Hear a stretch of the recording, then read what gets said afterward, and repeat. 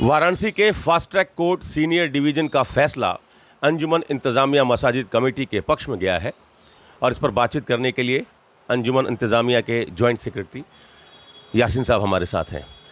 यासीन साहब, तो ये कहा जा सकता है इस फैसले को देखकर कि मुस्लिम पक्ष के हक़ में ये फैसला हुआ है? नहीं, मुस्लिम पक्ष के हक़ में नहीं फैसला हुआ। फैसला ये हुआ कि इंसाफ जो कह रहा था वो हुआ है।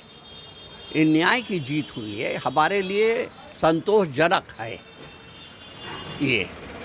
लेकिन अभी चूँकि इसमें जो सुप्रीम कोर्ट के आदेश थे उसका पालन किया है, कोई अपनी तरफ से नया फैसला नहीं दिया है। सुप्रीम कोर्ट का आदेश था कि वहाँ कोई सर्वे ऑलरेडी हो चुका है और फव्वारा हमारा सील है और जो खुदाई की बात कर रहे थे वो गलत थी। तो जो आप लोग अपना पक्ष रख रहे थे, जो आप लोगों की दलीलें थी, उसको कोर्ट ने स्वीकार किया। इसमें हमारे वकीलों का बहुत बड़ा दखल है। उन लोगों ने बड़ी मेहनत की और बड़ी मेहनत से अपनी दलीलें रखी और वो उन दलीलों को अदालत ने स्वीकार किया। हालांकि विपक्ष के वकील रस्तोगी जी ने बड़ी मेहनत की अपनी तरफ से, कोई हर बात छोड़ा नहीं, लेकिन फिर भी अदालत ने उनकी किसी भी दलील को नहीं स्वीकार किया, हमारे वकीलों की दलीलों को स्वीकार किया। यासीन साहब, ज्ञानवापी को लेकर बहुत सारे केसेस अलग अलग कोर्ट में चल रहे हैं। एफटीसी में चल रहा है, जिला जज की अदालत में चल रहा है, हाई कोर्ट, सुप्रीम कोर्ट तक में मामले चल रहे हैं। लेकिन ये 1991 के मूलवाद से जुड़ा हुआ एक बिंदु ही सही, ये मूलवाद से जुड़ा हुआ है। रिप्रेजेंटेटिव सूट, इसको टाइटल सूट कहा जा रहा है।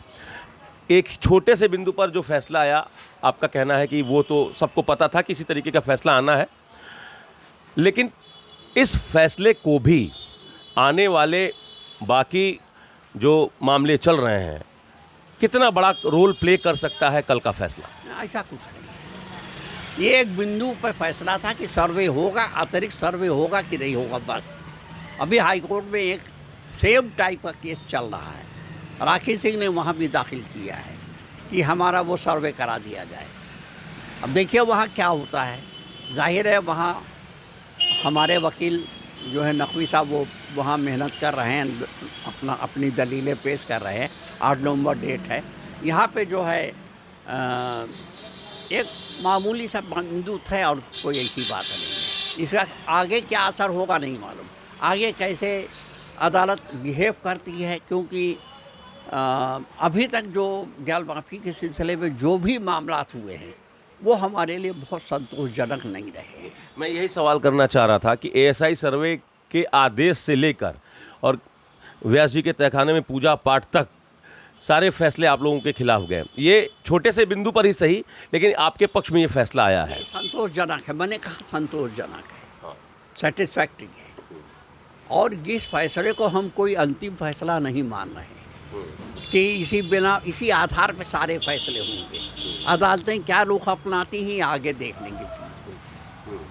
तो ज्ञानवापी को लेकर जो मामले चल रहे हैं उसमें विजय शंकर रस्तोगी जो वाद मित्र है लॉर्ड विशेश्वर के, वो कह रहे हैं कि हम इस फैसले के खिलाफ हाई कोर्ट जाएंगे। तो आप लोगों की क्या तैयारी होगी? नहीं जाएं, ये वहाँ जाएंगे, वहाँ नोटिस इशू होगी, हम लोग अपीयर होंगे।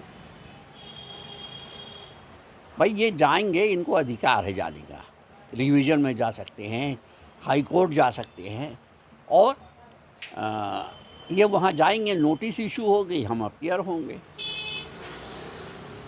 यही बात हम वहाँ भी रखेंगे और यहाँ से लेके हाई कोर्ट तक कोई अदालत सुप्रीम कोर्ट के फैसले के खिलाफ नहीं जा सकती। तो कुल मिला के आप ये कह रहे हैं कि पूरा दारोमदार अब भारत के सर्वोच्च न्यायालय पर है, सारे मामले घूम फिर कर वहीं पहुंचेगा? ज़रूर वहीं पहुंचेंगे, वहीं पहुंच ही रहे हैं। बदकिस्मती ये है कि सुप्रीम कोर्ट सब लटकाए हुए हैं।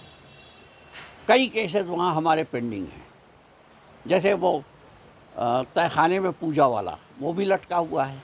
अरे देन एंड देयर फैसला होना चाहिए था। अदालतों में फैसले जल्दी होना चाहिए ताकि न्याय मिले। विलम्ब से न्याय कोई माने नहीं है।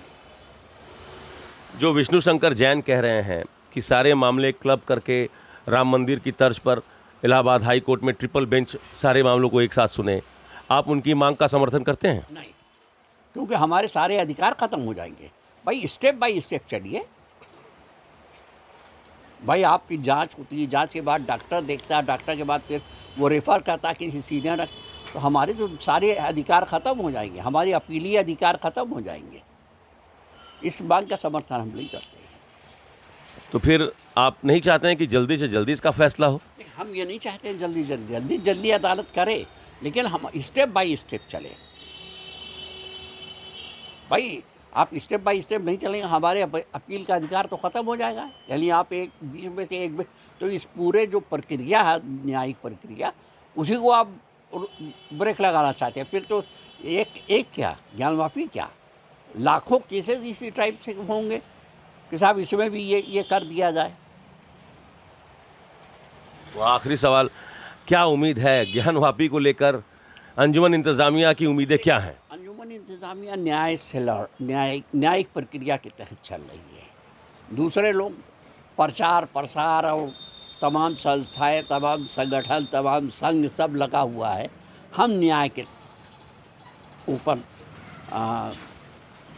डिपेंड कर रहे हैं। वीएसपी भी आ गया, अब तो वीएसपी भी आ गया, संघ भी कूद रहे। जाहिर है वीएसपी का मतलब संघ, और न्याय, हम तो संघ क्या मतलब सरकार खुद ही लगी हुई है उसमें। हम तो न्याय के ऊपर डिपेंड कर रहे हैं कि न्याय होगा, न्याय होना भी चाहिए, वरना सब पूरा मुल्क तहस नहस हो जाएगा, बेकार हो जाएगा। ये आपका बयान बहुत चर्चा में है कि ज्ञान वापी से अगर संतोषजनक फैसला नहीं आता है तो फिर। तो मैंने नहीं कहा संतोषजनक नहीं फैसला आता। एक रिपोर्टर ने हमसे ये कहा कि एक संत ने कहा ज्ञान वापी शहीद कर दी जाएगी, जिस तरह बाबरी मस्जिद शहीद कर दी गई और सारे मसले सेटल हो गए, लेकिन ज्ञान वापी जब शहीद कर दिया जाएगा सारे मसले सेटल हो जाएंगे। मैंने कहा ज्ञान वापी शहीद करने का मतलब ये होगा कि बहुत सी चीज़ें फिर शहीद हो जाएंगी, ये मैंने कहा। मैंने ये नहीं कहा, और मैंने उनके सवाल का जवाब दिया है। भाई क्या कोई मारने हमें आएगा तो हम चुपचाप बैठे रहेंगे? ऐसा तो नहीं है। और हम अपनी ज्ञान वापी बचाने के लिए तो हर मुमकिन कोशिश करेंगे। तो अदालत पर तो आपके पक्ष में फैसला आया है इस समय, तो आपको खुश होना चाहिए कि आपके हक में फैसला आया है। नहीं, खुशी तो है ही है। खुशी का मतलब हम संतोषजनक है। फैसला तो तब हम मानेंगे जब सुप्रीम कोर्ट ये कह दे कि ये सब गलत हो रहा है, जो कुछ हो रहा है। प्लेस ऑफ वर्शिप एक्ट पे वो अमेंडमेंट हो जाए कि नहीं, प्लेस ऑफ वर्शिप लागू होगा। असली जीत तभी होगी। असली जीत तभी, क्योंकि वो कानून का एक हिस्सा, संविधान का एक हिस्सा, संविधान पीठ ने उस पर फैसला दिया था, वो होना चाहिए था, वो नहीं हो रहा है। चलिए, तो एफटीसी कोर्ट का जो फैसला है वो संतोषजनक है, लेकिन असली खुशी तभी मिलेगी जब सुप्रीम कोर्ट ये कह देगा कि प्लेसेस ऑफ वर्शिप एक्ट ज्ञान वापी वाले मामले में लागू होगा।